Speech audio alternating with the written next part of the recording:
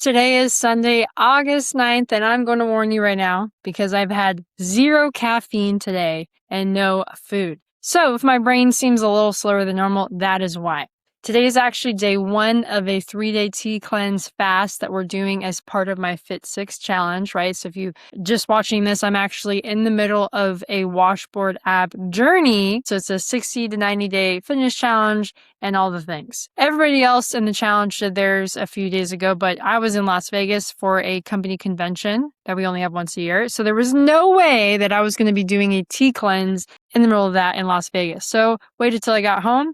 And today it's mostly been a gallon of water, some specially formulated tea, electrolytes, and I'm hoping I can have some bone broth and then some cold pressed juices that I went ahead and picked up because I do own a juicer that I spent like $600 on years ago, but I am not using it. You want to know why? Because ain't nobody got time for that. Just the thought of pulling out that juicer and, prepping everything, washing everything, chopping everything, juicing it, and then having to clean it afterwards sounds exhausting. Not something that I have the bandwidth right now. And so that pretty much sums up my life right now, to be honest with you. I'm learning that just because I can do something does not mean that I need to or that I should. Now, speaking of drinking a gallon of water, this is what I'm drinking. And this is hard. Drinking a gallon of water is tough, you guys. I'm supposed to be like right here by now, and it has been a struggle. So I have to do gallon of water for 3 days because it's going to release some of the toxins and then got to flush them out. But anyways, getting back to it, I'm learning that with this season that I'm in, delegation is key between the fitness, building 2 brands, my teacher retirement piece business that I've been sharing a little bit about, my personal brand, which is wellness and fitness, content creation, and even networking, right? I'm a member of BNI, Business Networking International, and I'm preparing for my childhood dream job starting in January, just a couple months away, where I will have to move for 7 weeks to go through training. Oh, and by the way, I'm a wife, and my husband and I are trying to squeeze in a trip to Japan in October. There's no try. We're going to do that. So there's a lot of things going on, and I need to make time to veg out from time to time. Honestly, just saying all that right now, I'm like, how do I have any time for this? There's a lot going on. And so sometimes making your life easier isn't laziness. It's a strategy. That is one of the reasons why I'm continuing with my meal service this week, even though I've had some bad experiences with other companies from the food poisoning that I had a few weeks ago. If you didn't catch that episode, it's a long story, but check out that episode. And so far, so good. This is a local, it's a franchise, but there's a location near me, and he's actually a BNI member as well. And so we're testing it out and give them a shout out here in the near future. But thank goodness the food's been great and just very macro friendly, which has made my life easier. It's the next best thing to hiring a personal chef. And so that has been the secret to my success with being able to balance and juggle, the fitness challenge, and because everything boils down to what you're putting in your body at the same time.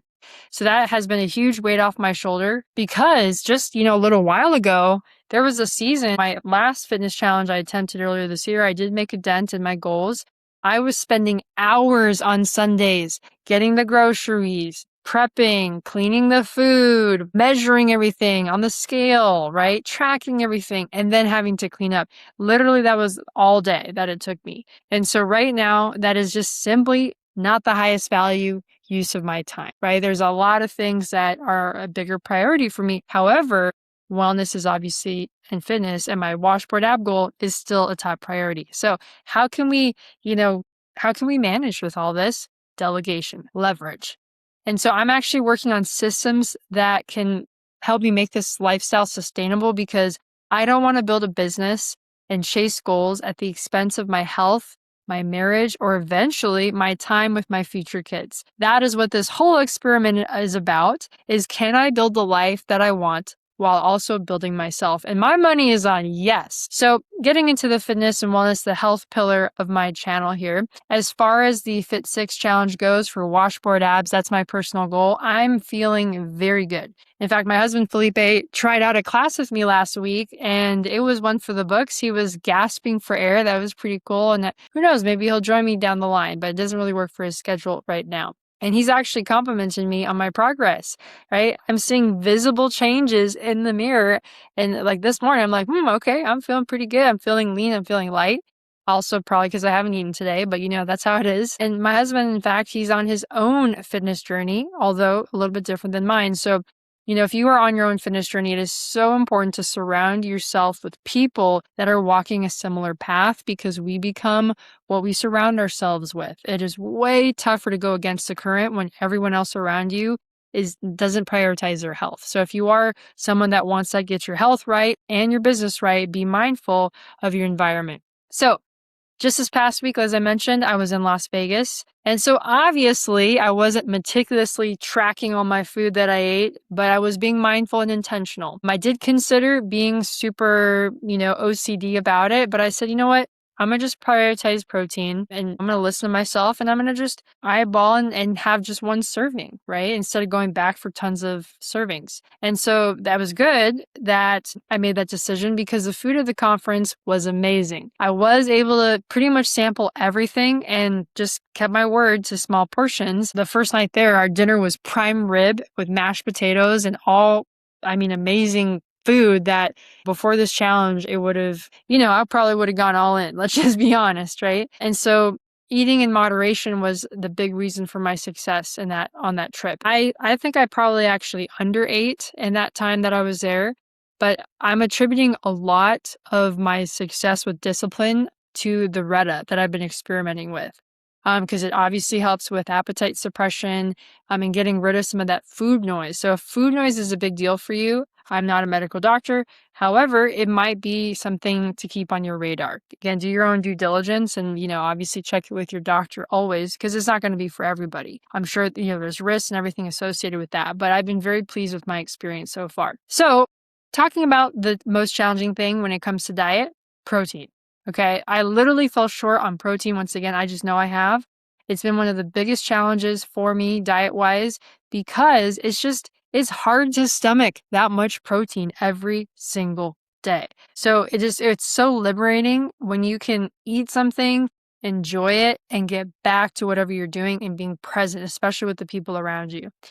So I'm curious to see what my body scan is going to look like this week, especially with considering the travel and obviously now doing this cleanse. Also, another part of health is I've been spending quite a bit of time at the We Believe Wellness Center over in Carefree, Arizona, which is all about longevity. And my goal is not just for aesthetics with fitness, it's also about prolonging not just my lifespan, but my health span. Hey, as an entrepreneur, bring my laptop with me, right? Jump into my mobile office, aka my car. So I've been able to incorporate things like red light therapy, infrared sauna, the hyperbaric chamber, and even the PMF therapy while knocking out some calls for my business. And so this season is all about working smarter, not harder, and recovery is a big component of that. Now, let's talk about the hustle side, because this here in business is actually where things are getting interesting. So my new brand that I've been building for the last month and a half or so, Teacher Retirement Peace. If you haven't taken a look at that, go check out my YouTube, Instagram, TikTok, or Facebook. It's been picking up some momentum, but in the beginning, it was pretty slow. In addition to the social media content creation, I've also been booking about 10 to 15 appointments a week. A lot of them have come from me making phone calls to people who have raised their hand in the past requesting help and guidance around their retirement planning in the school district. And so I'm doing a mix of old school and new school. But honestly, my best performing platform has been TikTok. Been getting quite a bit of inbound inquiries on pension reviews and things like that. So, but as far as the metrics that I'm tracking religiously on my business is going to be my outbound calls. And so my commitment right now is 25 calls a day, Monday through Saturday. And this past week, I was like, I wonder if I'm going to slip up. But I set the intention. No, I'm committed. And this week, I did not miss a single day in spite of the travel. So when I landed in Las Vegas, I literally stepped off the airplane and picked a spot right next to the gate, sat down, got my laptop, my noise canceling headset, and knocked out 25 calls before I even left the airport. Because I knew myself, when you leave and there's people are eating dinner and they're socializing, you're not gonna make calls. And so I knew how important it was to keep my word to myself. Same thing if you're gonna go to the gym, right? If that's part of your plan, it's better to get it knocked out of the way. And then on the drive home, actually, so I was supposed to fly back, but I decided to head home a day early. Shout out to my buddy Ernie. Thank you for driving. It was like 6 hours of driving from Las Vegas to Phoenix. And we left around 4 p.m. from Las Vegas on a Friday night. So I grabbed my laptop, hooked it up to my hotspot, and I started smiling and dialing. And there was a lot of times I lost reception, but you know what? Doesn't matter. The most important thing was I kept my word to myself.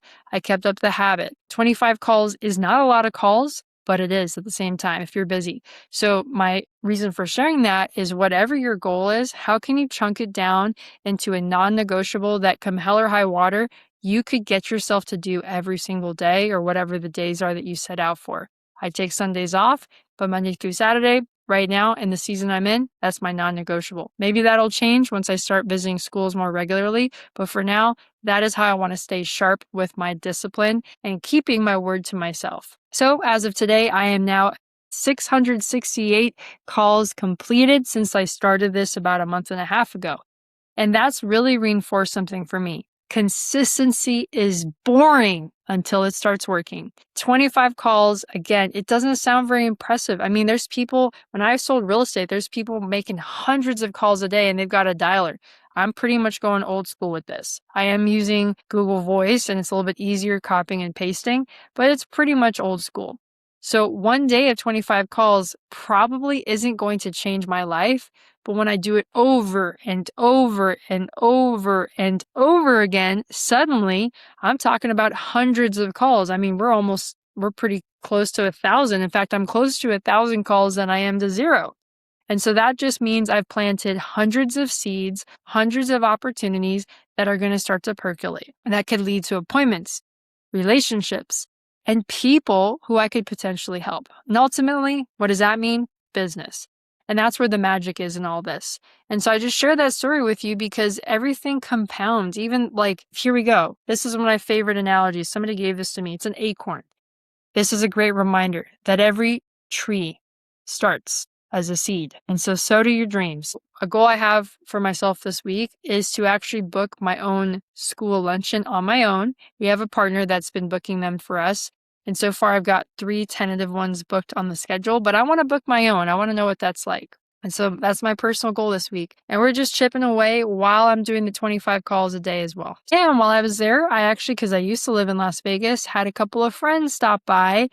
Some of them have actually expressed interest in potentially getting involved with me in this mission to help more teachers retire with peace of mind. So I've been reflecting on how different that feels. If you don't know about my background, previous business ventures, I was always in constant pursuit, right? It's kind of masculine energy. It's like you're in the hunt. When you're in sales, you're just getting after it, you're door knocking, all that. So I believe that some of that is important, but how can we start to shift into more attraction-based marketing? That's been a goal of mine.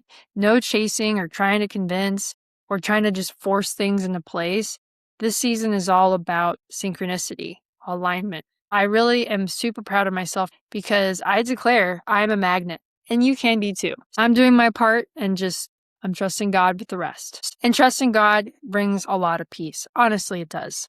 And speaking of peace, something that really touched my heart the other day, I've had so many people give me positive comments on my TikTok with teacher retirement peace. And there's one in particular that really touched me. And if I can find it, I'll put it right here. But it just made me realize like this is God's work. To be able to inspire, to be able to give hope, to be able to give clarity in moments of confusion. So that's been something I'm really proud to be a part of.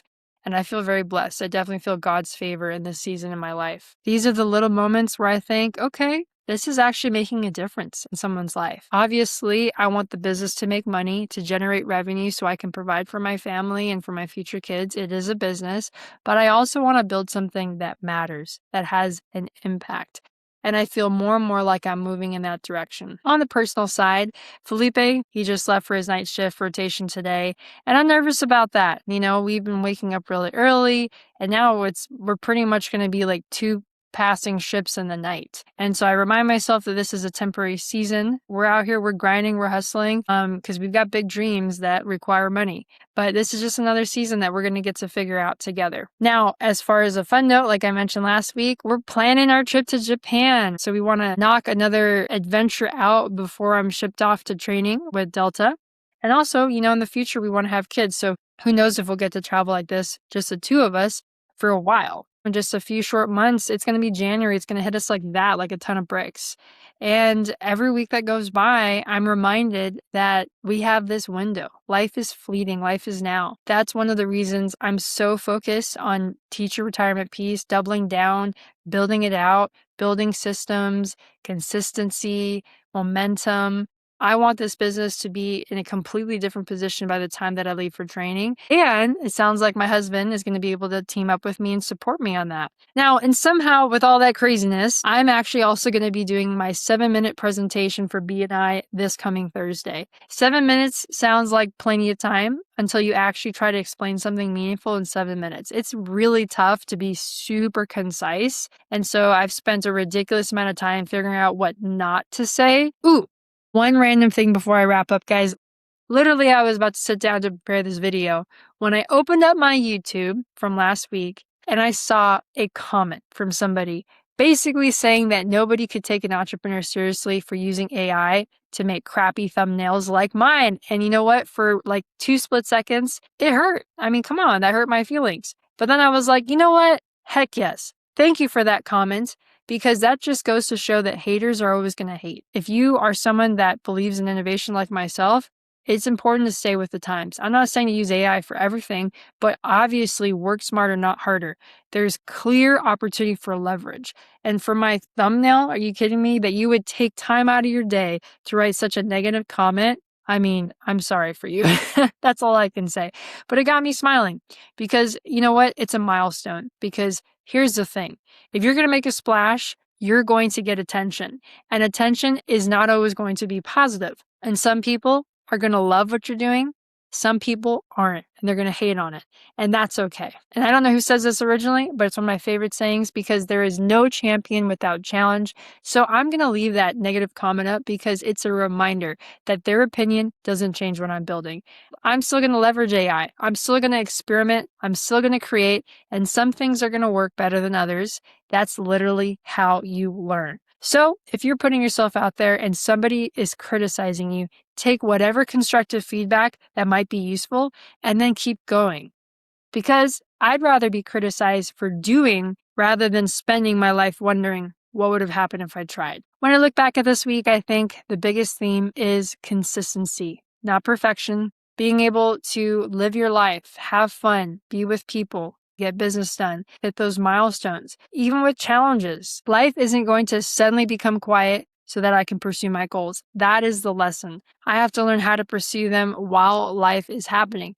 And I'm starting to believe more and more that building a life worth living isn't about finally reaching some magical point where everything is perfectly balanced. It's about becoming someone who can continually identify what matters, adjust, and keep moving. So this week, I hope you guys make that call. Post that video, try that new thing, take care of your body, and spend time with the person that you love. And when something doesn't go according to plan, adjust and keep going. I don't know about you guys, but I'm definitely not building my life for the comment section. I am focused on building a life worth living.